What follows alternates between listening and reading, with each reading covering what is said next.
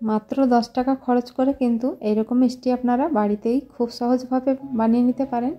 আর এই মিষ্টিগুলো দেখতে যতটা লোভনীয়, খেতে কিন্তু তার থেকে অনেক বেশি মজার হয়। আর এই মিষ্টিগুলো খুব সহজেই কিন্তু বাড়িতেই বানিয়ে নিতে পারবেন আমার টিপসটি ফলো করে। তো সবাই কেমন আছেন বন্ধুরা? আসসালামু আলাইকুম। আজকের রেসিপিতে সবাইকে স্বাগত। তো এই চলুন বন্ধুরা, প্রথমে আমি শিরাটা করে নিচ্ছি মিষ্টির। তার জন্য 1 কাপ চিনি দিয়ে 1 কাপ জল দিয়ে দিলাম, আর দিয়ে দিলাম অল্প একটু এলাচের গুঁড়ো। চিনিটা গুলিয়ে আসলে দিয়ে দিচ্ছি অল্প একটু ফুড কালার। এটা পুরোপুরি অপশনাল, আপনারা চাইলে দিতে পারেন, চাইলে বাদও দিতে পারেন, আবার চাইলে এখানে জাফরানও ব্যবহার করতে পারেন। এবার আমি আগে থেকে মিষ্টি বানানোর শিরা থেকে গেছিলো, সেটাকে আমি সেকে দিয়ে দিলাম এই শিরার মধ্যে দিয়ে। কিছুক্ষণ আমি আরও রান্না করে নেব।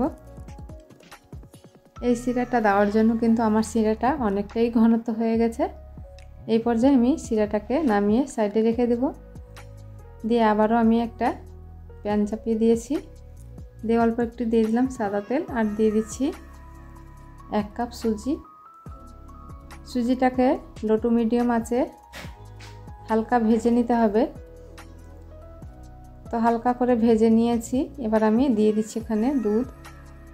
সুজি যেহেতু 1 কাপ নিয়েছি, তার জন্য আমি 2 কাপ দুধ দিয়ে দিচ্ছি। আপনারা চাইলে এখানে দুধের পরিবর্তে জল দিয়েও ডোটা করতে পারেন। দিয়ে অনবরত নেড়ে চেড়ে একটা ডো করে নেব। এবার আমি দিয়ে দিচ্ছি অল্প একটু সাদা তেল, দিয়ে আবারও কিছুক্ষণ রান্না করে নেব। সাদা তেলটা দেওয়ার কারণ হলো যে তলায় লেগে যাবে না মিশ্রণটা। এরকম প্যান থেকে ছেড়ে আসবে, তখনই বুঝে নিতে হবে যে মিষ্টির জন্য ডোটা একদম রেডি।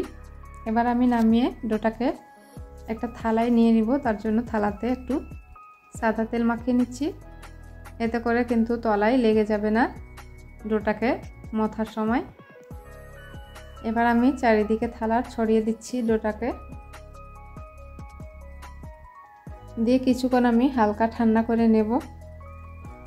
খুব বেশি ঠান্ডা করব না, হালকা ঠান্ডা হলে কিন্তু আমি ডোটাকে মেখে নেব। হালকা ঠান্ডা হয়ে গেছে। এই পর্যায়ে আমি দিয়ে দিচ্ছি গুঁড়ো দুধ। আমি 1 ফুট কাপের মতো গুঁড়ো দুধ দিয়ে দিলাম, আর হাতে একটু সাদা তেল লাগিয়ে এবার খুব ভালো করে ময়াম করে ডোটাকে মেখে নেব।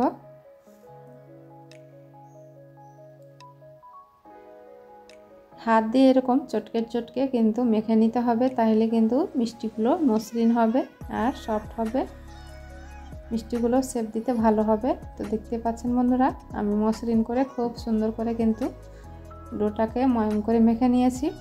এবার লম্বা একটা রোল করে ছোট ছোট মিষ্টির জন্য আমি লেচিগুলো কেটে নিচ্ছি। তো বন্ধুরা, সবগুলো লেচি কেটে নিয়েছি। এবার এই থেকে আমি মিষ্টিগুলো বানিয়ে নেব। তো প্রথমে আমি ডো একটা নিয়ে হাত দিয়ে চেপে চেপে একটু গোল করে নিলাম, তারপরে এইভাবে গোল শেপ দিয়ে দিচ্ছি। এইভাবে করে আমি কিছুটা মিষ্টি বানিয়ে নেব গোল করে। আবার আমি হাত দিয়ে চেপে চেপে এবার লম্বা মিষ্টির শেপগুলো দিয়ে নেব। তো চাইলে এইভাবে করেও করে নিতে পারেন লম্বাটে। আমি আবারও একটা শেপ করে দেখাচ্ছি, যেটা আপনাদের সুবিধা হবে সেইভাবে কিন্তু মিষ্টিগুলো শেপ দিয়ে নিতে পারেন। তো এই যে বন্ধুরা, একটা লম্বা মিষ্টি হয়ে গেল, চমচম মিষ্টি শেপ। এবার আমি গোল করে তারপরে লম্বাটে করব, এতে করে মিষ্টিটার শেপটা বেশি সুন্দর হয়। এই যে বন্ধুরা, কি সুন্দর একটা মিষ্টি হয়ে গেল। তো আমি বাকি মিষ্টিগুলো লম্বাটে করে নিয়েছি। এবার এইগুলো আমি একটু হাত দিয়ে চেপে একটু চ্যাপটা করে নেব মিষ্টিগুলো। এটা হচ্ছে রসবড়ি মিষ্টি। তো এদিকে যদি ফাটল আসে তাহলে এভাবে ঘুরিয়ে ঘুরিয়ে একটু চিকন করে নিতে হবে হাত দিয়ে।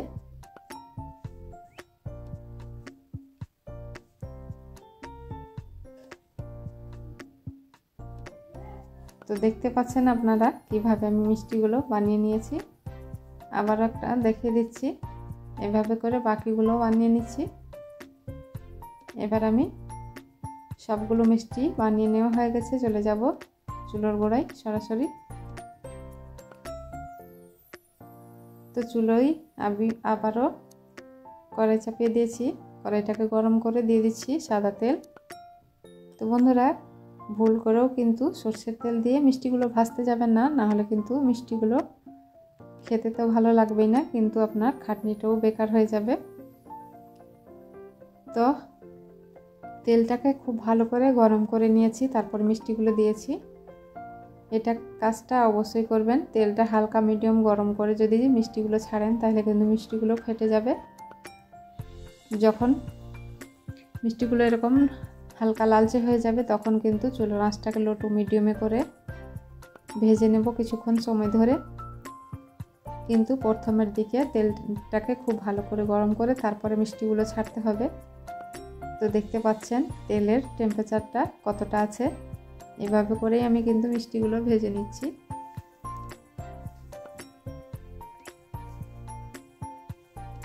মিষ্টিগুলো ভেজে আমি সরাসরি দিয়ে দিয়েছি মিষ্টি শিরাতে, এগুলোও আমি দিয়ে দিব। আর দিয়ে আমি রেখে দিয়েছিলাম 2 ঘন্টার জন্য রেস্টে। আর 2 ঘন্টার মধ্যে কিন্তু দেখুন বন্ধুরা কতটা মিষ্টিগুলো রসে ডুবে একদম ফুলে গেছে। এই মিষ্টিগুলো আমি একজনের থুবড়ার জন্য বানিয়েছি, তো আমি ওই জন্যে কেটে দেখালাম না। এই মিষ্টিগুলো আমি অনেক রকমের ডিজাইন করব। তো সবাই ভালো থাকবেন, সুস্থ থাকবেন, আল্লাহ হাফিজ।